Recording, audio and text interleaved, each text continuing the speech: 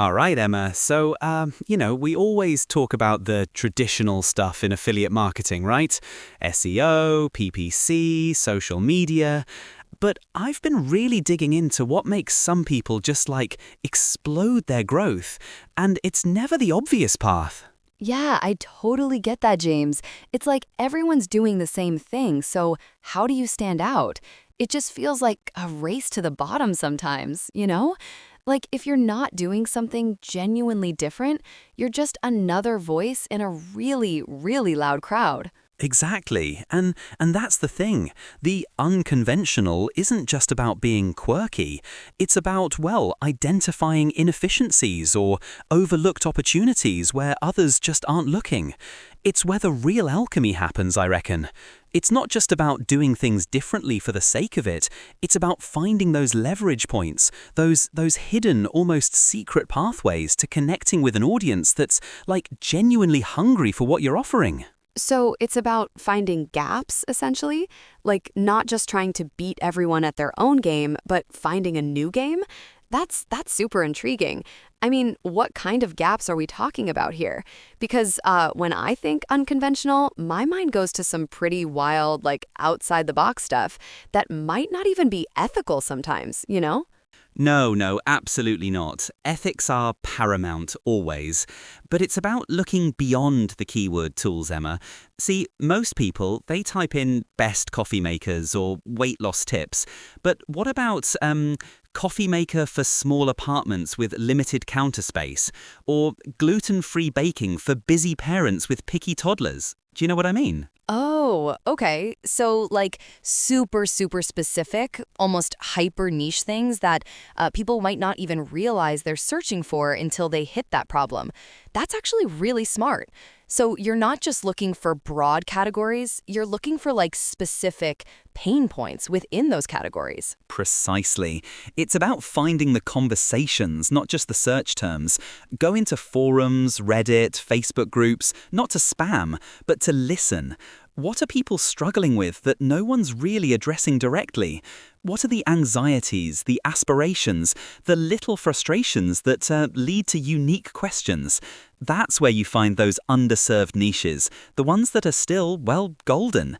The competition is just non-existent, or it's so low you can just waltz right in and really own it. Wow, that's a whole different approach.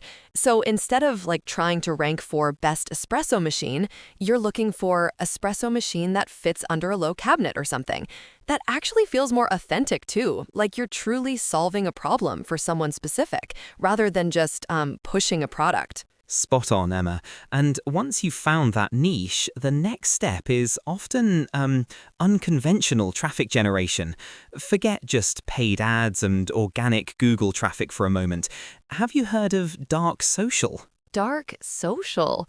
That sounds intriguing and maybe a little spooky, actually.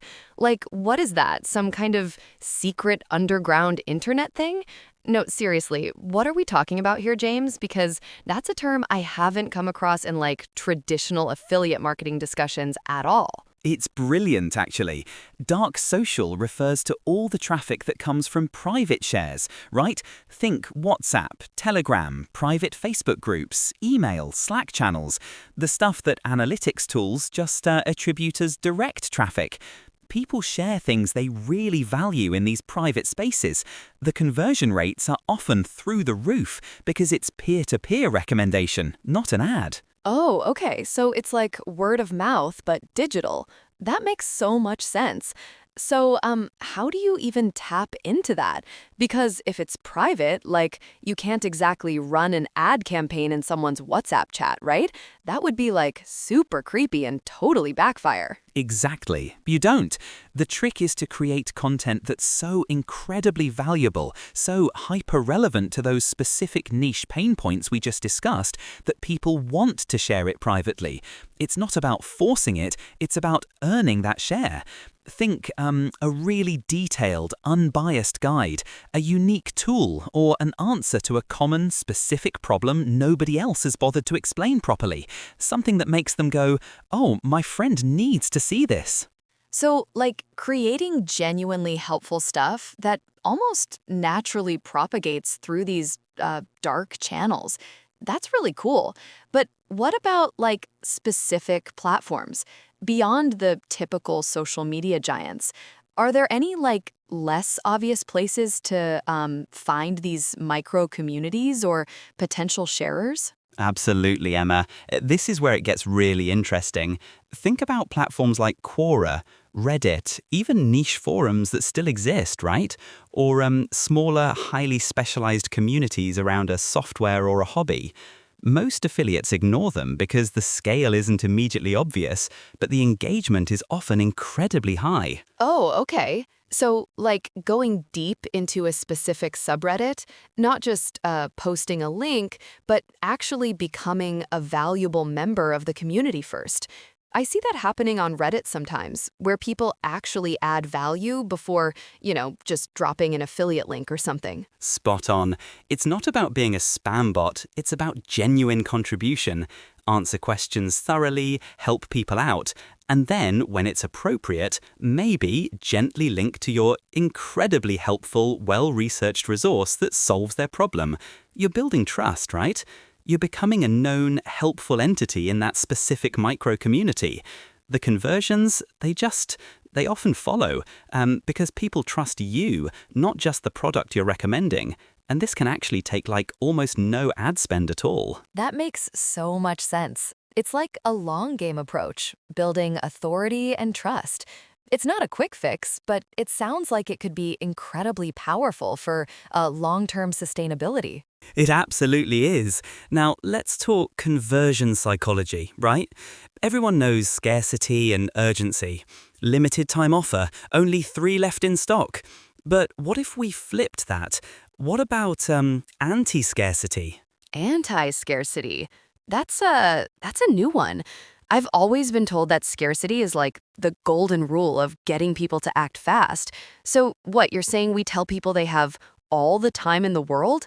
How does that even work, James? Because that just feels counterintuitive to everything I've learned. It sounds crazy, doesn't it? But think about it. For high-ticket items or things that require significant thought, scarcity can actually breed anxiety and decision paralysis. People get stressed. Anti-scarcity is about empowering the buyer. It's saying, take your time. This product is always available because it's that good. We're not rushing you because we believe in its value.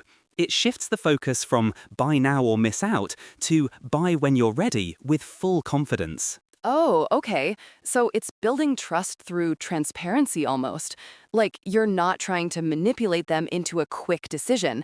You're giving them the space to make an informed choice, which would probably lead to less buyer's remorse too, I'd imagine. Precisely. And it works brilliantly for things like online courses, software subscriptions, or high-end physical products. It shows confidence in your recommendation and in the product itself. It creates a more relaxed, positive buying environment, leading to a more committed purchase. It really just changes the whole vibe of the transaction, you know? That's a really interesting psychological shift. I mean, it's about genuine value again, which leads me to something else, building long-term assets. What are some unconventional assets affiliates can build beyond just a standard review blog or a YouTube channel? Excellent question, Emma. This is where we go beyond just content creation and into asset creation. Think interactive tools, custom calculators, data visualizers, even unique templates or checklists related to your niche. These aren't just articles, they're valuable utilities that people will bookmark, share, and return to repeatedly. Oh, like a custom calculator for figuring out the best mortgage rates based on specific inputs or something, or a checklist for launching a podcast. That's really smart because it's not just passive consumption, it's active engagement. And then I guess you can subtly integrate affiliate links within the tool or on the results page. Exactly. You've hit the nail on the head. These assets provide tangible value up front, right? They solve an immediate problem or help with a decision. And because they're so useful, they naturally attract organic traffic, backlinks, and those dark social shares we talked about. They position you as an authority, not just a marketer. They're like magnets for your target audience, constantly drawing them in. And they just keep working for you over time, you know? I can totally see how that builds immense trust. It's not just, here's a review, buy this. It's, here's a tool to help you, and by the way, here's what we recommend. That's a huge difference in perception, I think. Absolutely. And speaking of trust, let's talk ethical scaling and transparency. Most people think scaling means just throwing more money at ads or pumping out more low-quality content. But unconventional scaling is about maintaining that trust and authenticity even as you grow. Right, because once you lose trust, it's like impossible to get back, especially online. So, what are some of these transparency hacks you're talking about? Because I feel like a lot of affiliates, they try to hide the fact that they're affiliates sometimes, which just feels dishonest, you know? Precisely, and that's the big mistake. A transparency hack isn't really a hack, it's just honesty. But it's unconventional because so many avoid it. Clearly state your affiliate relationships, not just in a tiny footer link, but up front. Full disclosure, I earn a commission if you buy through my link, but it costs you nothing extra. That actually builds credibility. So, like leaning into the affiliate disclosure almost, making it a part of your brand. That's actually really bold, but I can see how it would resonate with people who are like tired of feeling manipulated by hidden agendas. Exactly. And another one, offer alternatives, even if you don't earn as much. If you're recommending product A, but product B is legitimately better for a certain segment of your audience, mention it, even if it's not your primary affiliate offer. That level of genuine care and balanced advice, it cements your authority. People see you as a guide, not just a salesperson. It's about building a relationship, not just like getting the quick sale. That's sustainable scaling right there. Wow, that's really powerful advice. It's a completely different mindset, really, from what you typically hear in the affiliate space. It's less about quick wins and more about like establishing yourself as a genuine resource. So, what's the ultimate takeaway for someone wanting to adopt this unconventional mindset? The ultimate takeaway, Emma, is to stop chasing trends and start creating value. The conventional approach often focuses on short-term gains, right? The flashy launch, the viral moment. But the unconventional path is about building a durable, ethical, and deeply trusted business that serves a specific audience exceptionally well. It's about thinking like a problem solver, not just a marketer. So it's about like understanding your audience on a much deeper level than just their demographics or what keywords they type into Google. It's about their struggles, their aspirations, their actual needs. Absolutely. It's about empathy, really. Put yourself in their shoes. What genuinely helps them? What are they missing? And then craft your strategy around that, rather than just around the next shiny affiliate product. Because when you truly help people, Emma, the money, it tends to follow quite naturally. It's a fundamental mindset shift from scarcity to abundance, from competition to collaboration. I really love that, James. It's like a refreshing perspective that makes affiliate marketing feel less transactional and more about building something meaningful. So, I guess think differently, build trust, and serve your audience genuinely. Precisely. And that's what'll future-proof your business, right? Because as algorithms change, as trends come and go, fundamental human needs and the desire for genuine, helpful advice, that never changes. So these unconventional strategies, they aren't just hacks, they're actually foundational principles for sustainable long-term success. That makes so much sense. Like, instead of always chasing the next algorithm update or new platform, you're building something that's resilient and valuable no matter what the digital landscape throws at you. It's about being like really adaptable and focusing on the core human element. Exactly. And this is just the beginning, Emma. There are so many more layers to this. We've touched on niche discovery, dark social, a bit of conversion psychology, and asset building. But each of these, they have dozens of sub-strategies you can explore. The key is just to keep that unconventional lens on, always questioning the norm. Don't just do what everyone else is doing, you know? Yeah, absolutely. It's about being a pioneer, in a way, in your own niche, not just a follower. This has been super insightful, James. I feel like I've got a whole new toolkit to think about now. Brilliant. And that's the whole point, right? To give our listeners those actionable insights, those fresh perspectives that actually transform their affiliate game.